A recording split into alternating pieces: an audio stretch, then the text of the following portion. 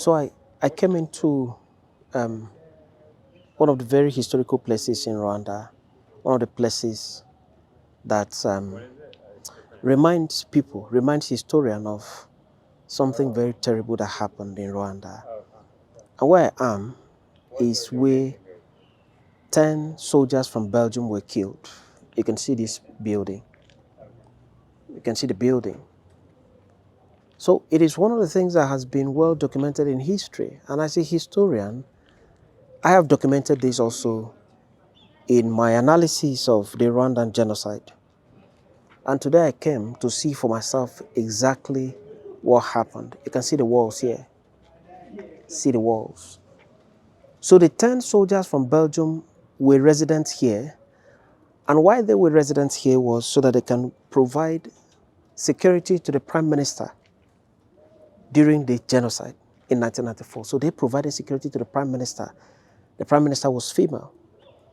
I understand that the Prime Minister's house was not far away from this place. It was somewhat close to this place. And the soldiers from Belgium working under the United Nations were camped here. This is where they stayed. And just as they were resting here, people came, militiamen came, and then shot. Look at this. These are bullet wounds to the wall. These are bullet wounds fired sporadically to the wall.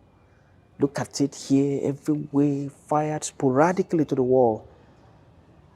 And lo and behold, all 10 soldiers from Belgium lost their lives. They were residents in this hall. All 10 of them lost their lives. And very tragic, very horrible. And I think this is where lots of persons have come to also, write one or two things about this place. You can see the bullet wounds everywhere. I mean, this was heavy shelling. This obviously was heavy shelling. This is, you can see the bullet wounds. And there was serious concentration of the wounds of the bullets, the firing here, obviously, and this is where the 10 of them were camped, and all of them died. It was a tragic moment in the history of Rwanda, and the government of Rwanda has considered it necessary to immortalize these men who lost their lives in this very tragic circumstance, where citizens of Belgium coming to do work. They worked under the United Nations, and these pillars have been mounted. These are 10 pillars mounted also in memory of the soldiers that lost their lives, Belgium citizens that lost their lives.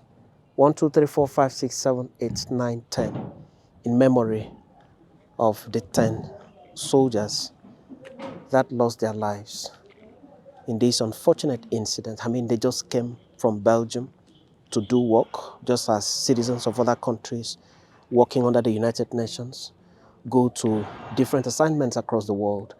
And this is exactly what these 10 soldiers did. And then they came here, and then they lost their lives. What I have seen here, which you can also see, is these stones are of Belgian origin. They are not polished, as they represent life as it is. They are larger than men, so that the 10 martyrs will never be forgotten. They are arranged in a circle, a sign of the cohesion of the 10 commandos. They are the shadows of men, forever marked in our memories. They're identical, since death does not differentiate file and rank. They are carved with the ages of each of the 10 commandos. They are broken at the top, representing the brutal end to their lives. The base of every stone is engraved with the initials of each man so that their families can identify them. And these are the stones, taller than human beings.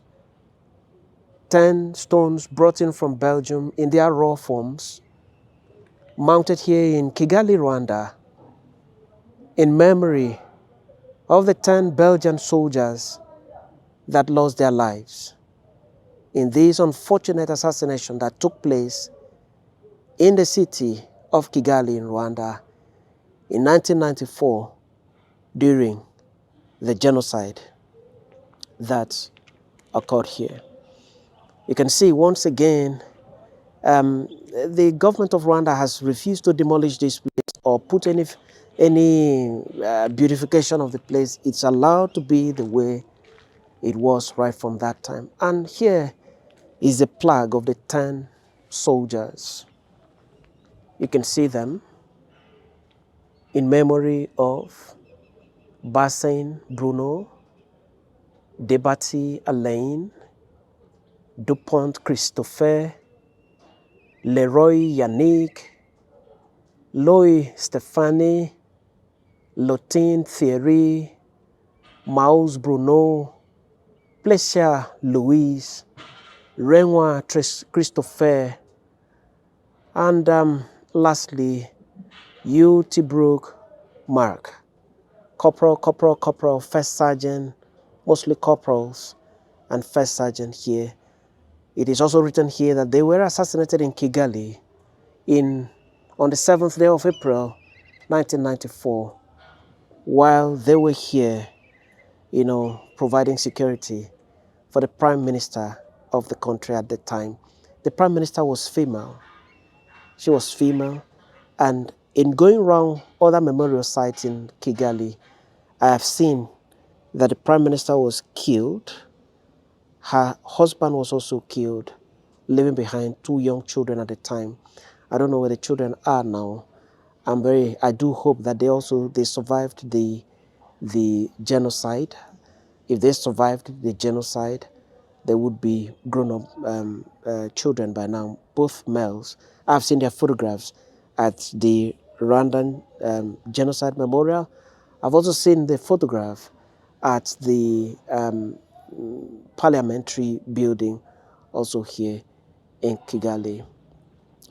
Ladies and gentlemen, I'm always glad to know that you're keeping me company on my channel, Back in History. And my work, my pastime is historical documentation, which is what I have done over the years on this channel, Back in History. I've done up to 190 something videos on the history of Africa. And I intend to do more. I desire to do more because for me, the history of Europe has been well documented. The history of America has been well documented. The history of Africa needs to be properly documented. And we need to do it every day. We need to do it as much as we can. And my mission is to document the history of Africa in contemporary digital forms. And that's why I have left my country, Nigeria, to come to Kigali. I've been to other places. And wherever I go, I do my best to document the history of Africa. And this, where we are now, is part of the sad history of Africa. You can see it here. You can see it yourself. You can see the bullet wounds. You can see the plague of the 10 soldiers. Young military men who came all the way from their country to provide security under the United Nations, and they were caught in the crossfire.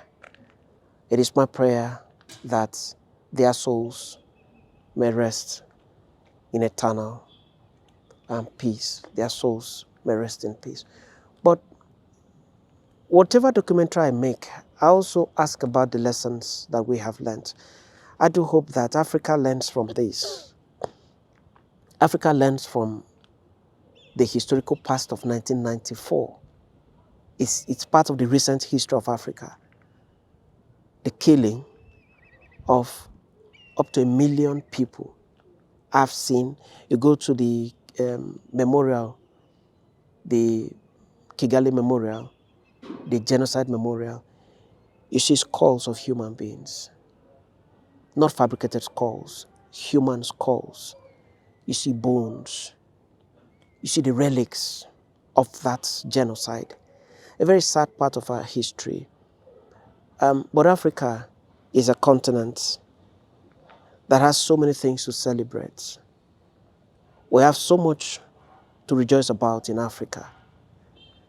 And so when the history of Africa is punctuated, is punctured by happenings like this, one doesn't feel happy or excited about it.